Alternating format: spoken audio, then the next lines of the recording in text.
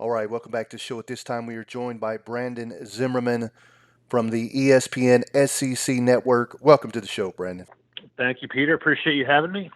Absolutely. Now, first and foremost, I've got to ask you, are you healthy? Are you staying safe right now? Yeah, I am. I feel great. I am currently in Charlotte. That's where our SEC Network studios are. We are currently being told to work from home. So, working from home these days, feeling good. I was in Nashville last week and was there kind of firsthand to witness everything happening with that tournament being canceled and all of that, and traveled back here Friday. So, but yeah, all things considered, everything's going well.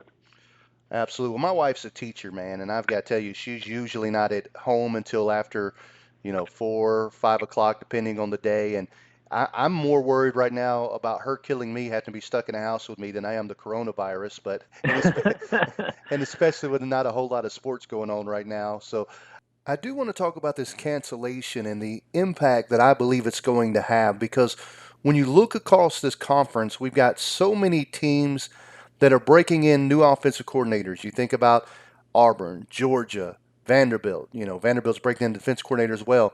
Auburn putting in a whole new line. Alabama replacing Tua, LSU replacing Burrow. I mean, there are so many big question marks right now that this was going to be a time where some of these teams could really begin to figure out who they were before the fall and then be able to fine tune it before the season gets here. So, my question for you is this: with the spring being canceled, which team or teams do you think it's going to hurt the most? Yeah, well, I mean, I'll start at the top of the list. The four schools with new head coaches. I mean, you look at Arkansas, Missouri, Ole Miss, and Mississippi State. Right.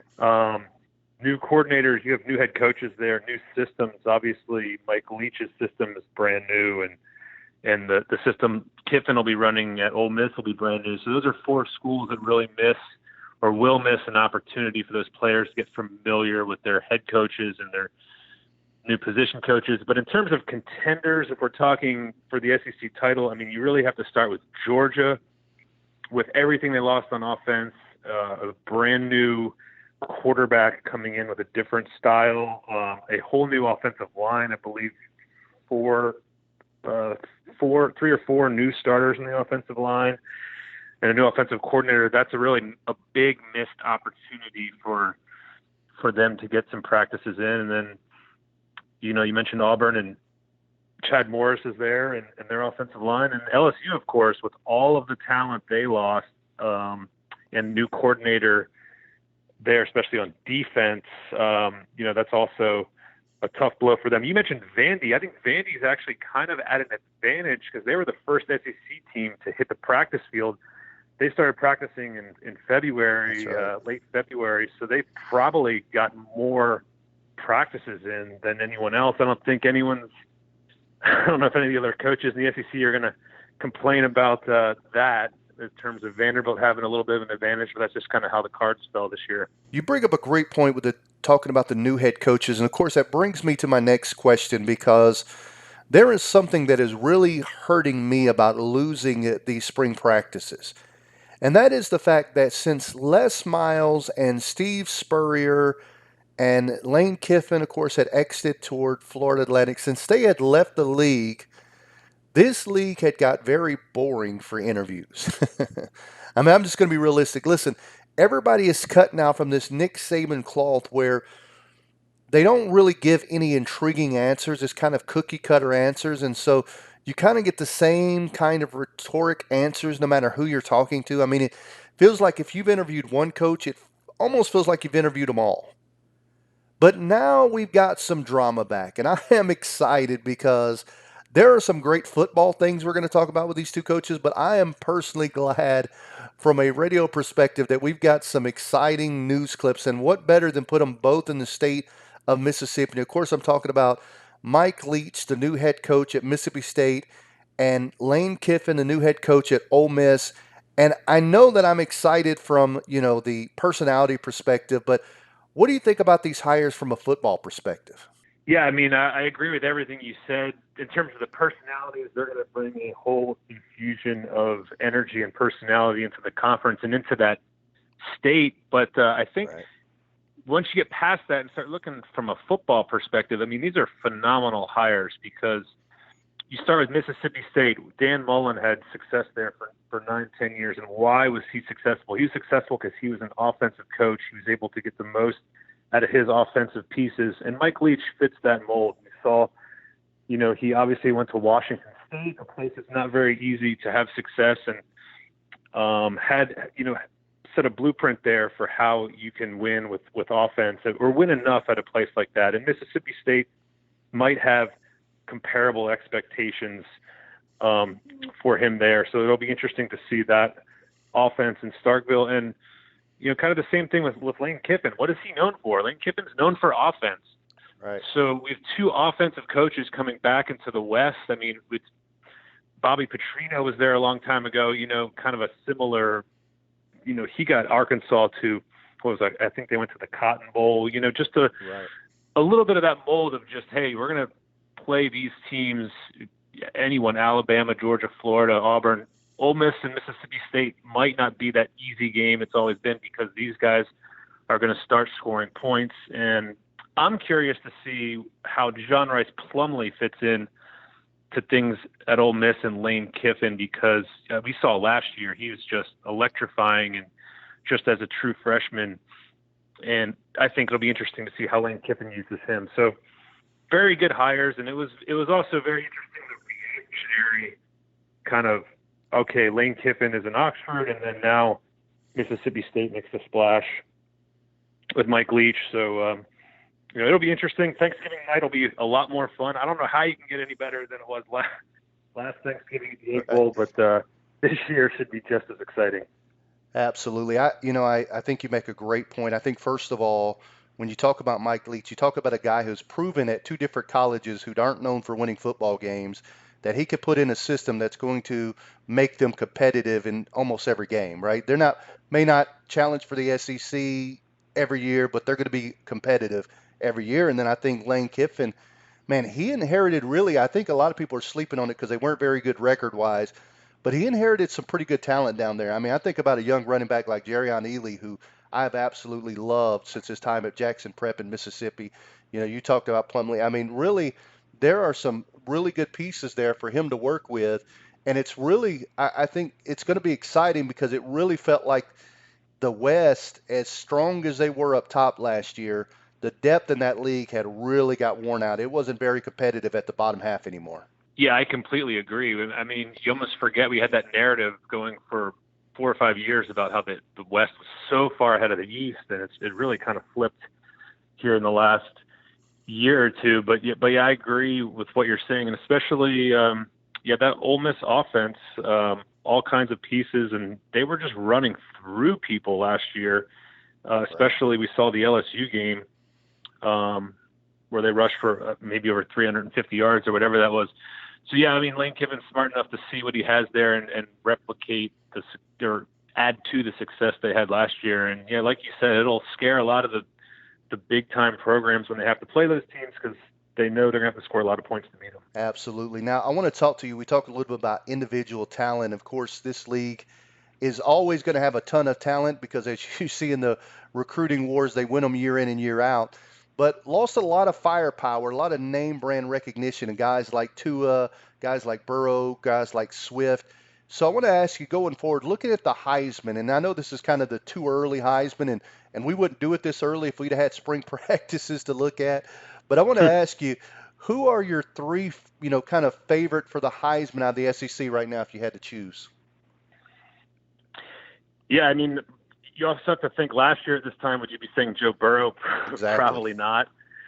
I'll start with, how about this? Last decade, 9 of the 10 Heisman winners were quarterbacks. So you got to start with the quarterback. They're always the quarterback of the best teams are always going to be Heisman favorites. So I would say number one, Jamie Newman. We know Georgia will probably be in the mix for the playoff come late November. So Jamie Newman definitely fits that mold, and especially because he kind of brings a new element Georgia hasn't had in terms of a running quarterback. And obviously to win the Heisman, you need statistics, which is why I was kind of confused by the Jake Fromm for Heisman, preseason hype last year, because you knew he could be sensational, but still throw for 150 yards a game. But anyway, Jamie Newman, if he can rush for 600, 700 yards in addition to putting up some impressive passing numbers, and Georgia's 11-1 going to the SEC title game, he will definitely be in the conversation. The other quarterback I'm going to throw in is Kyle Trask. All right. And we saw what he did last year, when he took over. But I think a big thing you got to look at with him is Florida's schedule this year. Yeah. I'm looking at their schedule. Georgia and LSU are probably the two legitimate defenses they're going to go up against. They're non-conference: Eastern Washington, South Alabama, New Mexico State, Florida State, and then they get Ole Miss from the other team from the West. Kyle Trask could throw for 3,500 yards this year, 4,000 yards against that schedule. And with Florida, still maybe struggling to run the ball, they could still be just throwing it all over the place. And, the Gators with that schedule will win a lot of games. They'll be in the mix. So I'll throw him in there. And now to get off the quarterbacks, I'm going to go and switch it up and give you a running back. Obviously, Alabama every year, they're going to have a Heisman candidate. With the uncertainty at quarterback, I'm not going to go quarterback there. We don't know if Mac Jones is going to hold that job down all year or even have it, or when Bryce Young might take it over. If he takes it over after 3 or 4 games, it's going to be hard to be in a Heisman conversation. But I'll go Najee Harris. I think him coming back, he is a sensational talent, and especially without some of the receivers and Tua gone, Alabama may go back to a little more of a ground attack this year. And Najee Harris, we know, is just sensational. And I mentioned 9 of the 10 Heisman winners were quarterbacks last decade. The one who wasn't was Derrick Henry from Alabama. So I got Najee Harris as my third guy for you. And after that, it is who knows. It's a long list of unknowns. Obviously, a lot of talent though coming back next year. Absolutely. And as you said earlier, I mean, who had any idea that Burrows was going to, have the season that he had last season, headed into last year? A lot of people probably would have had Jake Fromm's odds better than Burrows, and Burrows puts on one of the more historic seasons that we've ever seen. Now, one of the guys that you mentioned that I really like is Najee Harris, and I'll tell you why.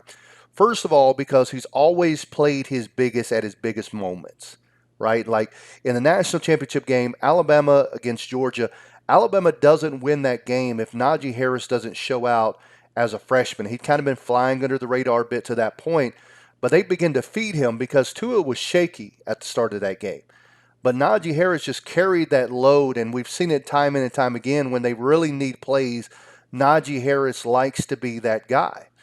The other thing I think is motivation, because we had Stephen M. Smith from Touchdown Alabama Magazine on a week ago, and Stephen told us about Najee Harris, the impact when he got his projected draft status in. And he talked about how it really broke him because he thought he was going to be a late first round, early second round pick, and they had him projected at a third or fourth round pick. And the Alabama staff comes in and says, listen, we're going to feed you the ball more. We're going to get the ball in your hands more. We're going to give you a shot to really, improve your draft status and have a bigger impact in the offense next year. And I think that in itself is going to really, because Najee is an extreme talent that has really not been able to fully, completely do what he can do. I mean, he's been good, but he can be really, really good. So I'm with you. I think Najee is going to have a big season. I think he's going to prove a lot of guys wrong. Listen, if you've got 32 guys willing to pass on him for 3 rounds, I think you need to hire some new guys. Yeah, I mean, when was Josh Jacobs drafted? Wasn't he a second-round pick? I mean, it's like once you get to the NFL, I mean, that's especially as a running back, you can be drafted in the mid-rounds, but once you get there, you kind of become a star once you're in the league. But the value of running backs, I think that's kind of tough for certain guys. And I don't know why this game stands out. The South Carolina game last year really stands out for me. Najee Harris had a lot of sensational plays in that game. And, we're definitely blessed to have him back in the SEC for one more year. Yeah, I was really surprised he's coming back. Usually cannot get running backs to come back, that extra year, but he did. So I'm really glad it's gonna really make the league more intriguing this next year. Now, looking at the Eastern Division, we've talked about a lot of the storylines that are there. We've talked about new coordinators, new players, new systems, all of these things that are going to be issues going into next seasons and question marks going into next season. My question for you is this: if you looked at all of these storylines in the East and you had to pick one storyline and said, this will tell who wins the East, what would that storyline be? Can Florida beat Georgia and Jacksonville? Yeah. That's been the story the last 2 years, and that should be the story again this year. And for Florida and Dan Mullen, this has to be the year because there's only so many 10-2 seasons or 11 and whatever Dan Mullen can have at Florida when he loses to Georgia and doesn't win the East before things start getting uncomfortable for him. He's still in the honeymoon period. He's turned the program around to have them in contention. He's got to beat Georgia, and this has to be the year because Georgia has a lot of this turnover on offense, and Jake Fromm's gone. It just seems like if he's going to do it, he's got to knock the door down this year, and that will determine the East. And I just don't know how close Florida is. I mean, you look at the last two meetings between these teams, Florida has only had a lead I think they had a lead for 3 minutes 2 years ago, early in the third quarter. They only had 3 points heading into the fourth quarter of last year's game. These games got a little tight, or last year's game got a little tight at the end, but I just don't know how close they are. They really need to get there this year and beat Georgia and win the East. Tennessee's still there, and for Tennessee, their question is, can they beat Florida? That's what their, early season, their big question is. But the East right now, it's Florida and Georgia, and that's kind of the way it's always been for the last 2 decades or more, and I think that's how it's going to go this year. Absolutely. And I want to get your opinion on this. I think it has to be this year because I think the talent gap is really getting larger between Georgia and Florida. And it's not that Florida's not recruiting well, but the problem is you can be 8th in the nation in recruiting, and that means you're 6th in the nation, in your own conference when you're in the SEC because of how high all of these teams recruit. And I may be wrong about this, but I don't think that I am. I don't believe that Dan Mullen has ever signed a 5-star player that was a 5-star player at the time that he signed him. So he's definitely not recruiting on the level that George is recruiting. Now, the story with him has always been that he can do less with more, and we're going to see that. But I think you've got to see some proof in the pudding this year. I think Florida has to beat Georgia this year, or you could see this series begin to get out of hand, in a real quick way. Yeah, and the thing about Dan Mullen's recruiting, I've always wanted to see. He's never had a 5-star, 4 or 5-star quarterback. Look at all these quarterbacks he's developed have been phenomenal once he's developed them. Kyle Trask, even Dak Prescott, Nick Fitzgerald. These guys were not recruited very heavily. There were no more than I think Dak was a 3-star. I could be wrong, but Kyle Trask was just sitting on the bench for 3 years, and just imagine if Dan Mullen could recruit a Justin Fields or even a Jalen Hurts and then insert that kind of quarterback in his offense, they would be 100% national champion contenders.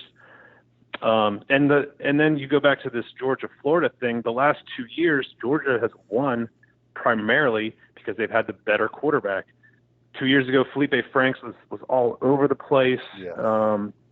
Jake Fromm on third down, sensational. And then last year, Fromm had a big 52-yard touchdown pass to Cager, and then he had that huge third down conversion that ended the game on a pass. And it's always about the quarterback, and interested to see if Dan Mullen can really extend his level of recruiting to the next level at that position.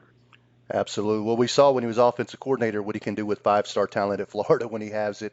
I want to move over to the West. Obviously, there's a lot of storylines there as well. We talked about, Tua and Burrow being gone. We talked about Chad Morris now at Auburn. A lot of storylines going on there. If you had to choose one thing that would decide the West, what would that be, Brandon? I would say it's Alabama's defense.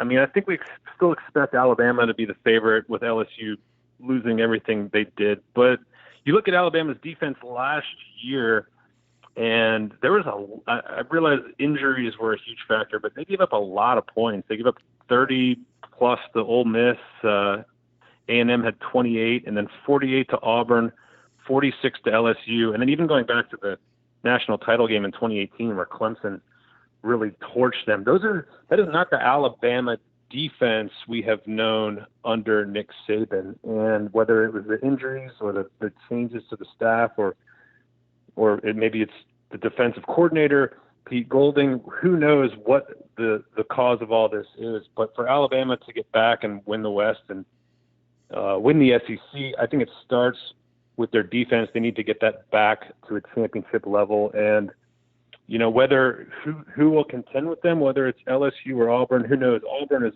always a wild card. Gus Malzahn has proven to be the only coach in the conference to consistently beat Nick Saban.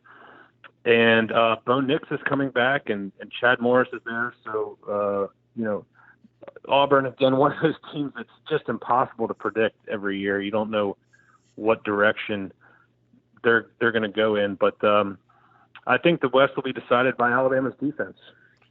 Now, I want to get your opinion on something that I've kind of pondered to myself many times, and that is, have we seen the end of the era of dominating defenses to the style that we did during the Nick Saban era, right? Like where they were holding teams to a touchdown and 10 points and 13 points. And maybe now, with the way the passing game has evolved and the way that you have to have so many linebackers that can cover in the passing game as well, you got to have so many DBs that you can rotate, that maybe the reality is that now an elite defense is a team that can hold a really good offense to 21, 24 points. That day of shutting offenses down are gone. Yeah, I do think that, and it's kind of funny. 10 years ago, you'd be an elite defense if you gave up 10 points a game, and now it's you can hold someone to 20 points a game. It's an elite defense, right? But yeah, I mean the way the quarterbacks have been developed and the way the offenses are now just predicated around the spread attack and passing game. Between those two things, yeah, it is difficult, and I think that does really make what Georgia has done more impressive. I mean, last year their defense was great, and Kirby Smart's the common denominator in all this. His defenses at Alabama were always sensational. He's now on his second defensive coordinator at Georgia. They did not miss a beat on that side of the ball, and it's and they're doing all this without an elite pass rush, so to speak. I mean, right. Statistically, if you look at the number of sacks they've had, it's not been in the tops of the country. It's all about exceptional secondary play and stopping the run, and it's been impressive. But I think in terms of defense in college football right now and the way points are being scored, it's like that 20-point mark is almost the mark of an elite defense these days. So it's pretty interesting. Absolutely. Once again, we're talking to Brandon Zimmerman from the ESPN SEC Network. Brandon, I do want to move on to our last thing, and I do appreciate you taking so much time. But two things I want to note that you just said. Number one, it really is, kind of funny because you remember when Smart was at Alabama, everybody said it was Nick Saban's defense. Now that they're having problems, it's Pete Golding's fault, right? Like, it's funny. Right. It's funny how that narrative shifts, and I do think that if he's able to get healthy, I do think they're going to be much better. I think the loss of Dylan Moses at linebacker was huge because he is that quarterback on defense. He is that play caller, if you will. He's that guy that gets everybody where they're supposed to be. So losing him really hurt this team, especially for a guy that was calling plays for the first time. So I do think they're going to be very much improved. Number two, you bring up a great point about Georgia. They're really one pass rusher away from being able to really contend. And I think that guy is there myself. I was so impressed when Nolan Smith was in the game last year. He didn't get as much time as I'd like to see, but the time he did get, I mean, he was chasing quarterbacks all over the place. I hope to see him get more time, but I think you're right. If they get a real good pass rush like the days of Leonard Floyd and those guys, this defense could be absolutely dominating for this era standard. Yeah, absolutely. And what's interesting about Georgia, they play so many guys on defense. They have so much depth. A guy like Nolan Smith could be a huge factor, but could be an every down pass rusher for any team. And at Georgia, he might only play 40% of the snaps or what have you. Right. They have so much depth at that position, and Ojulari is also there. But yeah, I think their defense is just going to be so much better next year. Just the recruiting they've done, the players they've stockpiled, and the depth they have. They're kind of impervious to even injuries right now with the amount of depth. If you look at their outside linebacker depth and the guys they've played, I think the stats, I think they played like 25 guys in the bowl game, and 22 of them are returning, something along those lines. So it's pretty ridiculous, the depth and talent they have there on defense. All right, we're talking to Brandon Zimmerman from the ESPN SEC Network. Now, Brandon, I do want to prerequisite this with, we're not going to hold you accountable to this selection, okay? This is the way too early. Coronavirus has canceled spring prediction. But if you had to choose today, with what you know today, and we know a lot less than we would have known if we had spring practice, so we're not going to hold you to this. But if you had to choose today, who do you think wins the SEC next season? I'm going to say it's Georgia, and for the reasons that we've talked about. I think they have an elite defense, and elite meaning they're giving up less than 14 points a game, and I don't see any Joe Burrow, right now in the SEC that's going to be able to exploit that. The problem Georgia had last year, obviously they were very limited on offense. And with the overhaul they've had, Mullen coming in to be the offensive coordinator, Jamie Newman, they still have plenty of talent on that offensive line. They're still loaded with future NFL linemen, and they're bringing in Darnell Washington, freshman tight end, and the transfer tight end from Florida State. They have George Pickens. I just think they're loaded. They'll be able to score a lot more than they did last year, and they are my pick to win the SEC. As of March 18th right now. That could change, obviously, by the time we get into the summer, but they're my favorite right now. Absolutely, and I agree with you, and this is why, because that defense is absolutely loaded, and that defense will help while your offense finds their footing. As we saw last year, listen, the last 6 SEC opponents they faced last year, they only averaged 19 points per game. And so when everybody's saying, well, you lost this, you lost that, they lost, Swift, and yes, they lost a ton of talent, but they really don't have to be that good to match what they did last year, because and I think it mostly play calling. Some of it was youth at wide receiver as well, but this team doesn't have to be very good offensively to match what they did last year, and the defense should be the best that Kirby Smart's had at Georgia. Yeah, agreed. And again, the element of a running quarterback is unprecedented. Absolutely. At Georgia. They haven't had a quarterback rush for more than 350 yards since, I think, 1986. It's just never happened there. And that, if they had Jamie Newman last year, you think about all the plays where Fromm was in the pocket just standing there and nobody was open, and he's not athletic enough to just take off and get 7 yards and move the chains. They have that now, and the other thing I'll say, they do play, obviously they go to Alabama early in the year. We could be seeing a scenario like 2 years ago where Georgia lost at Auburn, then beat Auburn in the rematch in Atlanta. Right. I wouldn't be surprised if Georgia went to Tuscaloosa early in the year and lost, got a rematch in Atlanta, and finally beat them. So we shall see. It'll be an interesting year. Absolutely. Once again, Brandon Zimmerman from the SEC Sports Network. Brandon, would you allow our listeners and viewers on Roku TV to know where they can find you at on social media and anywhere else you'd like for them?